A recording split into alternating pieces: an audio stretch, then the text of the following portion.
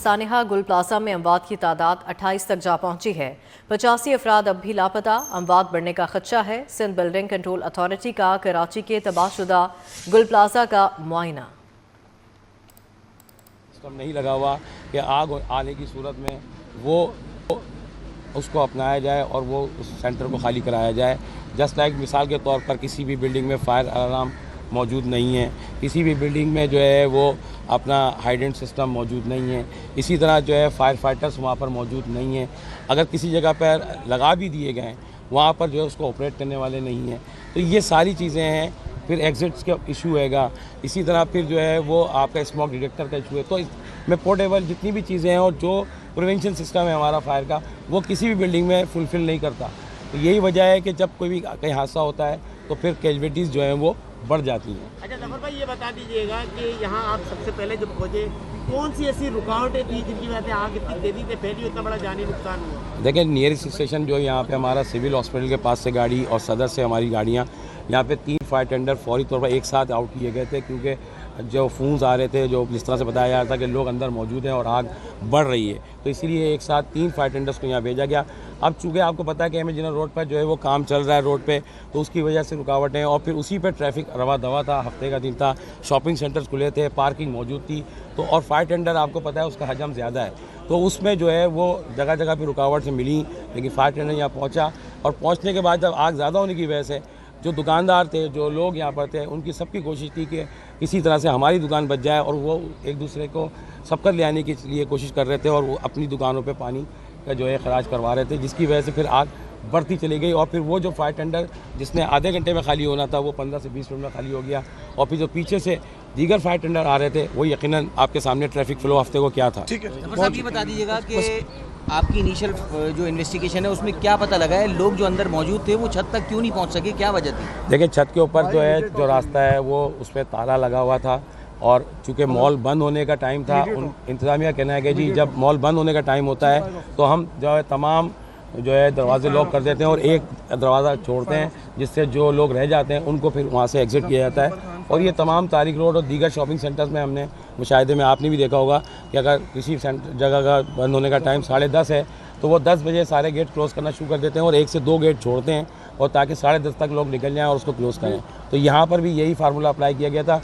और जब हम आए तो नीचे जो है वो तमाम गेट्स पे ताला था, छत के गेट पे ताला था, और जो 1 से 2 गेट उनके थे बस वही खुले हुए थे। और जो पार्किंग वाले रोड जहाँ से हमको आना था रिम्पा वाले साइड से जो उनका रैम्प था, वहाँ पे आग होने की वजह से जो लोग वहाँ से आना चाह रहे थे वो धुएं और आग की वजह से वहाँ रुक गए, क्योंकि वो आ नहीं सकते थे, उनकी वहाँ आग बहुत ज़्यादा आ चुकी थी रैम्प पे और स्मोक बहुत ज़्यादा हो चुका था। ठीक है सर, बहुत शुक्रिया, thank you so much sir, thank you.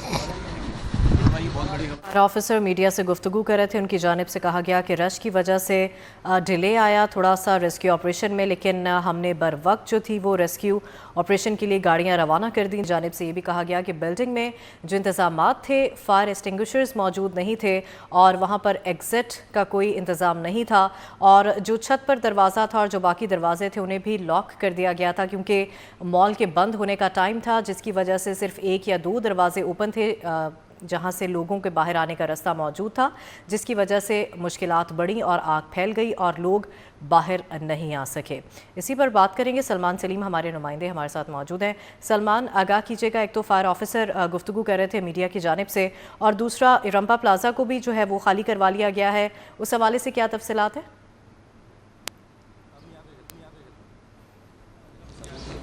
देखिए, बिल्कुल इस वक्त गुल प्लाजा के बाहर मौजूद हैं और चीफ फायर ऑफिसर के कोऑर्डिनेटर ज़फ़र खान हमारे साथ मौजूद है। ज़फ़र भाई, बताइएगा क्या पोजीशन है अभी गुल प्लाजा के? हम देख रहे हैं मुख्तलिफ मकामात से अभी भी जो है वो धुआं उठ रहा है, कब तक ऑपरेशन मुकम्मल होगा और कौन सा ऐसा मुकाम है जहाँ पे आप लोगों को ये खदशा है कि यहाँ पर लोग दबे हुए हो सकते हैं? क्योंकि आप लोगों ने सर्चिंग का अमल तो कल किया है, आप लोग को ख़ास कुछ नहीं मिला, लेकिन अभी भी हम देख रहे हैं कि कुछ हिस्सा जो है वो डिमोलिश हुआ हुआ है, तो क्या वहाँ पर ज़्यादा बॉडीज़ का खदशा है?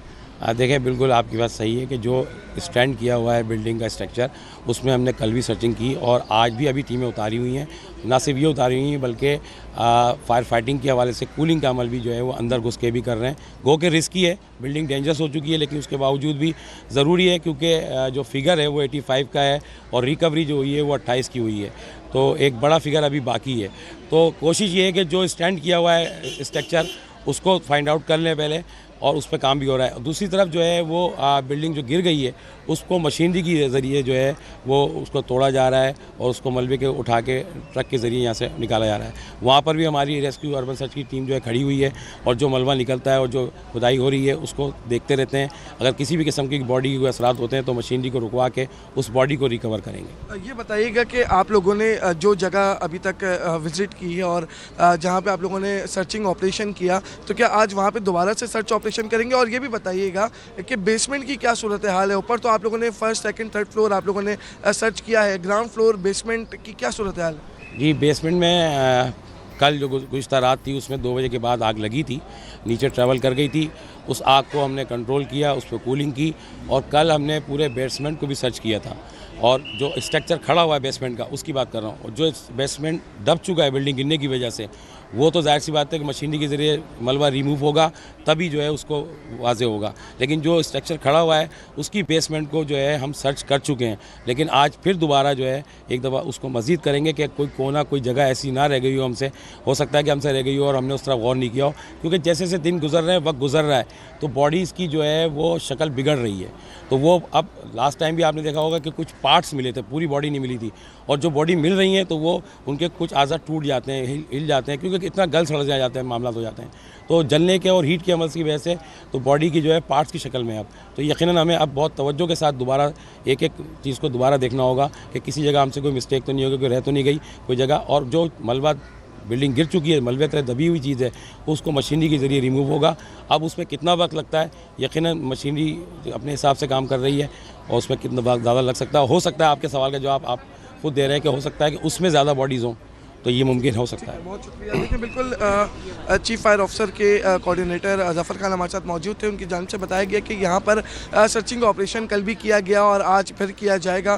ताहम कल कोई ख़ास कामयाबी नहीं मिली, लेकिन आज बारीक बिनी से ये ऑपरेशन किया जाएगा और कोशिश की जाएगी जो लापता अफराद हैं उनकी लाशों को जो है वो यहाँ से निकाला जाए। ऐसे कौन से मुकामात हैं जहाँ पर अभी भी लाशें दबी हुई हैं, इस हवाले से भी जो है वो कोशिश की जा रही है फायर ब्रिगेड हुकाम की जानिब से कि सर्च किया जाए। साथ ही जो मलबा है उसको हटाने का सिलसिला जारी है। 80 से ज़ायद जो डंपर हैं वो मेवाशा कब्रिस्तान में मलबा जो है वो डालकर वापसी आए हैं और अब मलबा डालने का सिलसिला दोबारा जारी है। जी ठीक है, बहुत शुक्रिया सलमान, आप हमें तफसीलन आगाह करें।